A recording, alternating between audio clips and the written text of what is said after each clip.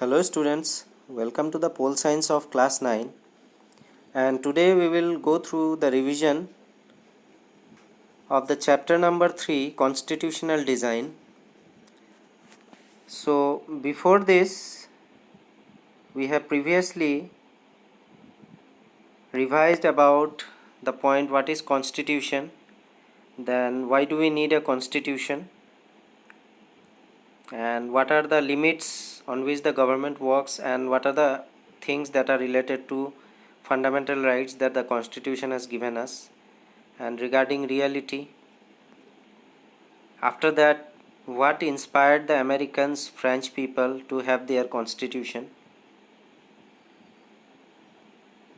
After that, we also read about what were the circumstances under which the Indian constitution was drawn up.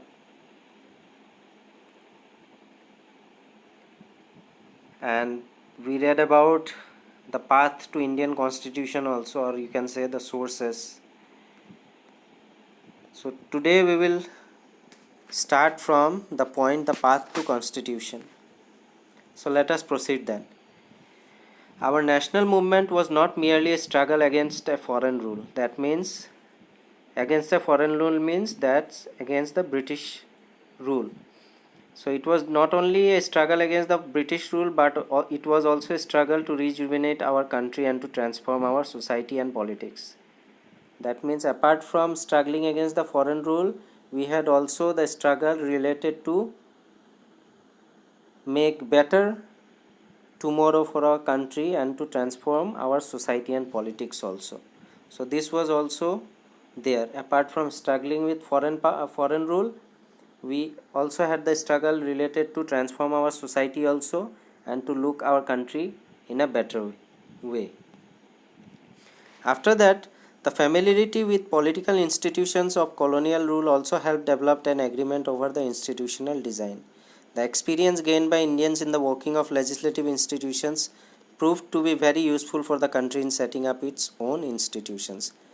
That means what? The second point that is related to the making of constitution is that whatever the Indians were related or working under the British rule or were under the British, they actually developed what? An agreement, or they had developed one sense regarding the success or failure of the making of Indian constitution. And how this worked, actually they whatever the experience they gained while working under the British actually proved to be helpful for us only. So because of the fact that previous experience actually worked, according to which the Indians were very much conscious about what to be included and what to be not.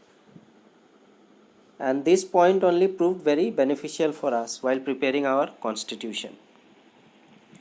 After that, many of our leaders were inspired by the ideals of French Revolution, the practice of parliamentary democracy in Britain, and Bill of Rights in USA. So you can see here that inspiration that our leaders got was from the ideals of French Revolution, parliamentary democracy in Britain, and Bill of Rights in USA. That means as our leaders were inspired, so you can also be sure that these things were actually included in our Indian constitution. That means what were the things? The ideals of the French Revolution, some of the points were taken from that. Then practice of parliamentary democracy, whatever the parliamentary form of government we have in India is actually inspired by the parliamentary democracy in Britain, and the Bill of Rights in USA. And whatever the Bill of Rights are there in USA, equivalent to that only, the same thing is included in our constitution also. And what was the reason? Because our leaders, many of our leaders were actually inspired by that ideals. So they incorporated some good points of the constitution of this in the Indian constitution. So as I have told you earlier that as they were inspired, so what they did, they actually got some points, good points that were there in the French constitution or in the British constitution or in the American constitution. They gathered that good points and included in our Indian constitution. And in the pictures you can see, the first picture is of Motilal Nehru. What he did, he prepared a constitution for India in 1928, way back in 1928. That means nearly about 16 to 18 years before. That means the Constituent Assembly set to prepare the constitution in 1946. So way before that, in 1928, Motilal Nehru actually prepared a constitution for India. But that was not approved. After that, the second picture you can see is of B.R. Ambedkar. And what was his designation? He was the chairman of the drafting committee. After that, the third picture is related to Rajendra Prasad. And what was his designation? He was the president of the Constituent Assembly. And lastly, followed by the picture that you can see is of Sarojini Naidu. She was the member of the Constituent Assembly. Whatever the members were there, if you remember, there were 299 members. So out of that, one of the members were related to Constituent Assembly was Sarojini Naidu. So now we will know about the Constituent Assembly. The Constitution of India was framed by a Constituent Assembly set up under the Cabinet Mission Plan 1946.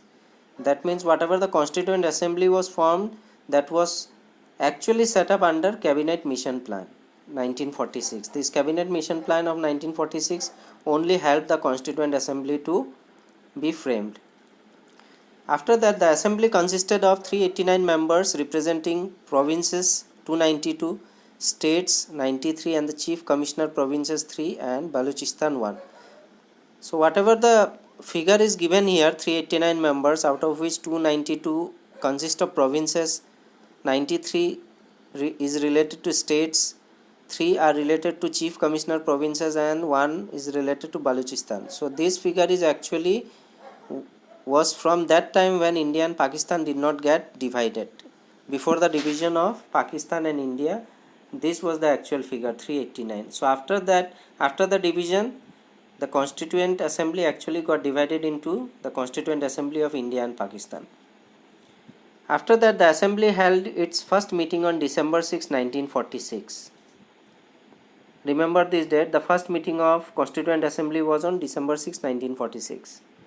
It elected Dr. Rajendra Prasad as its chairman. So in the picture also we have seen that his designation was the chairman of the Constituent Assembly. The Constituent Assembly was also divided into the Constituent Assembly of India and Pakistan. So earlier there were 389 members. This was before the division. Okay, after that it got divided into the Constituent Assembly of India and Pakistan. After division, from 389 members it became 299. The Constituent Assembly that wrote the Indian Constitution had 299 members. The Assembly adopted the Constitution on 26 November 1949, but it came into effect on 26 January 1950, Republic Day. So that day is only celebrated as the Republic Day of India. After that, why should we accept the Constitution made by the Constituent Assembly more than 69 years? So because it is giving equality, it is giving fundamental rights, all of these are followed in today's time also, and it is very much practical related to the running of the Indian Constitution. For that reason also we can say that we have to accept the Constitution because it is going on with the time. Many countries of the world have had to rewrite their constitution afresh because the basic rules were not accepted to all major social groups or political parties. And likewise India, what India has prepared after that, the Constitution of India is still going on very smoothly without rewriting the Constitution. But in some countries there are cases where the Constitution was rewritten many times because of the fact, what can be the reason? The reason can be that basic rules and regulations, whatever the Constitution has given to follow, this was not actually accepted by all the major social groups or political parties. For that reason also you can say that in many countries the Constitution was rewritten many times. In some other countries the Constitution exists as a mere piece of paper. So number one point is related to the country India, because as the constitution was prepared by 26 November 1946, finally it came into being on 26 January 1950. Since then it is running smoothly. We can say that 70 years have passed. Number 2 example is related to those countries where the basic rules and regulations, whatever the constitution has given to follow, that was not actually accepted by all the major social groups, or you can say political parties. For that also the constitution was rewritten many times. And in some countries, related to third example, many countries are there where rules and regulations and related to the constitution, or you can say the constitution is there, very much there, but that is not followed by the people. So it is becoming what? It has become what? The constitution has merely became a piece of paper where the rules and regulations are written, but practically it is not being followed. Clear? So regarding India, the experience of our constitution is very much different because of the fact that it is running smoothly. No large social group or political parties has ever questioned the legitimacy of the constitution itself. That means no one has ever questioned. Since 70 years have passed, no political parties, no social groups have questioned the authenticity of the Indian constitution, and till date, till time, it is running smoothly.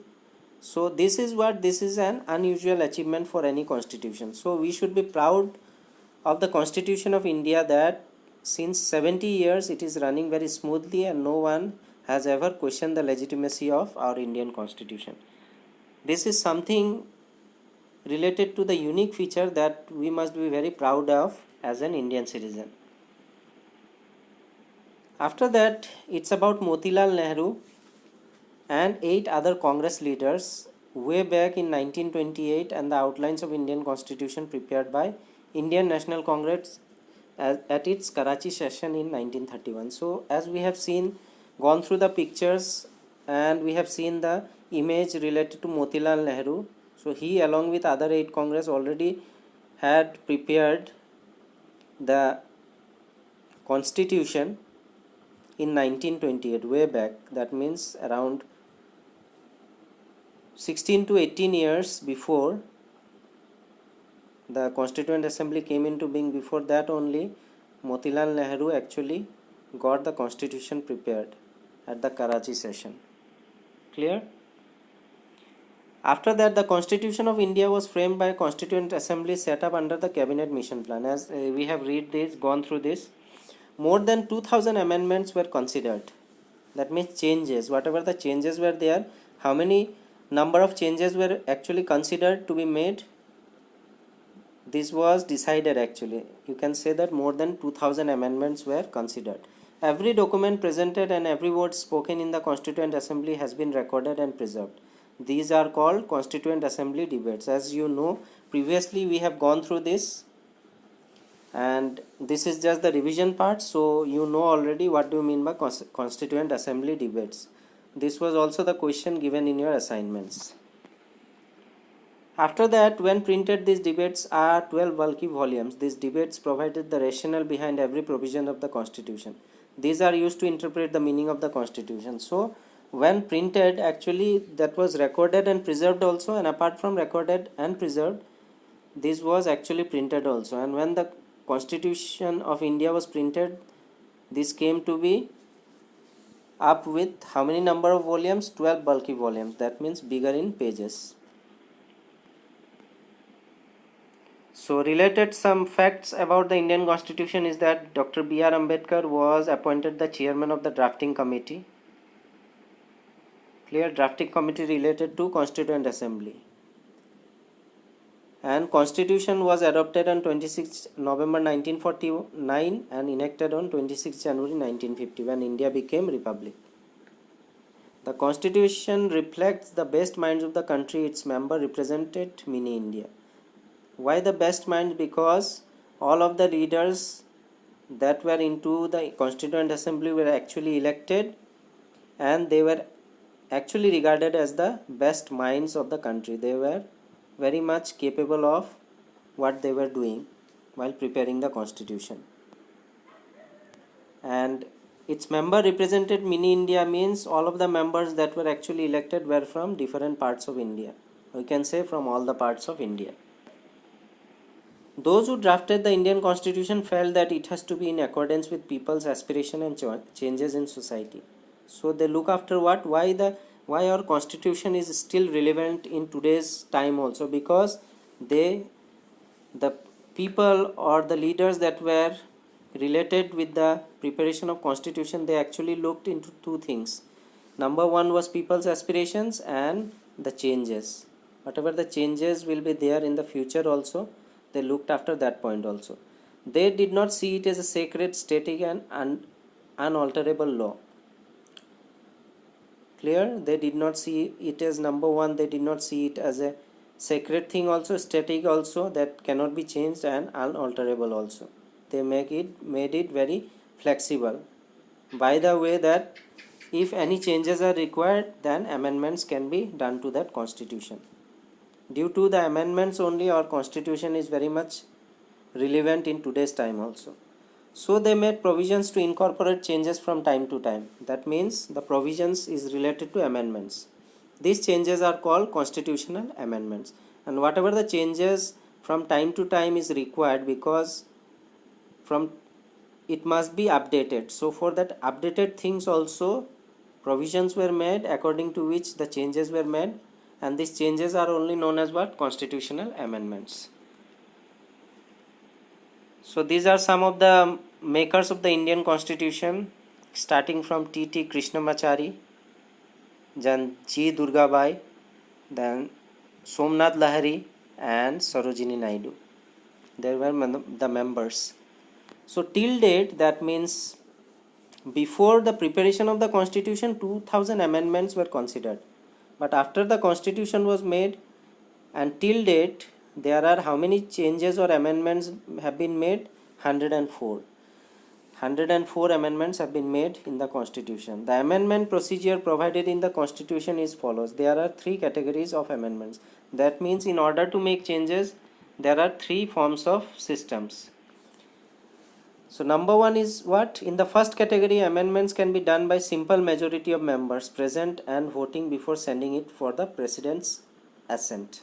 That means lastly the president will give approval. Before that, if any changes are to be made, that can be done through simple majority of the members, whatever the members are there. So one simple majority, if it is done, if it supports an average number of members supports, then it will be passed and will be sent to the president's assent. That means the president will give the final approval. Secondly, in the second category, amendments required a special majority, such as amendment can be passed by each house of the parliament by 2/3 majority of the members of the house and then sent to president for his assent. So firstly, amendments can be done through simple majority. If it is passed, then it will be sent to president. Secondly, if any amendments has to be passed, then it has to be passed by both the houses of parliament. That means Lok Sabha and Rajya Sabha, and that too with a majority. That means 2/3 of the majority of members. 2/3 of the members must pass it, and if it is passed by 2/3 majority from both the houses, that means Lok Sabha and Rajya Sabha, then finally it will be sent for the president's approval. And in the third category, amendments is really difficult to pass. Besides the special majority, the same has to be approved by at least 50% of the state legislature. Clear? First one was the simple majority, then after that president's approval. Second one was with 2/3 majority from both the houses of the parliament, and lastly approval of the president. And thirdly, the same has to be approved by at least 50%. So earlier it was 2/3, but in the third case, when amendments are to be made, then it has to be passed by 50%. That means suppose if 300 members are there, then 542 members are there in the Lok Sabha, that means 50%. You can assume that around 270 members should vote for that. Only on that conditions only that amendments can be done. So 50% of the state legislature's vote should be there. So guiding values of the Indian Constitution, as we have gone through that, leaders like Mahatma Gandhi, Dr. Ambedkar, B.R. Ambedkar and Jawaharlal Nehru put forward their views about dream and promise the Constitution makes for the nation. So Mahatma Gandhi, in accordance to the magazine Young India, Dr. Bhimrao Ambedkar also gave his visions about how India should be, and Jawaharlal Nehru also gave the famous speech in the midnight hours that is titled as the independent, whatever the independence speech was there of Nehru. So all they have put forward their views about dream and promise of the Constitution. And the preamble of the Constitution speaks about the philosophy on which entire Constitution has been built. It has been the soul of Indian Constitution. And related to this preamble, we have done the separate video or the slides related to the preamble of the Indian Constitution. So with this, we have come to the end of the chapter, that is constitutional design. This was the revision part, and in the revision part we have gone through what is a constitution, why do we need a constitution, then followed by the inspiration of the French and the American to have their own constitution. After that, the circumstances under which the Indian Constitution was drawn up.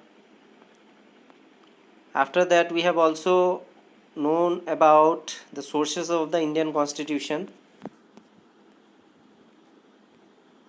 After that, we read some points about the Part 2 Constitution. How was the Constitution prepared? What were the inspirations that our leaders took from constitutions of France, Britain and America, namely. After that, we have gone through some of the pictures related to Motilal Nehru, B.R. Ambedkar, Rajendra Prasad and Sarojini Naidu. Then we read about Constituent Assembly, and we also have gone through the pros and cons of the Indian Constitution, how is it very much applicable in today's date also. And regarding amendments, till date, that means till 70 years from the date of its existence, 104 times the Constitution of India has been amended, remember this.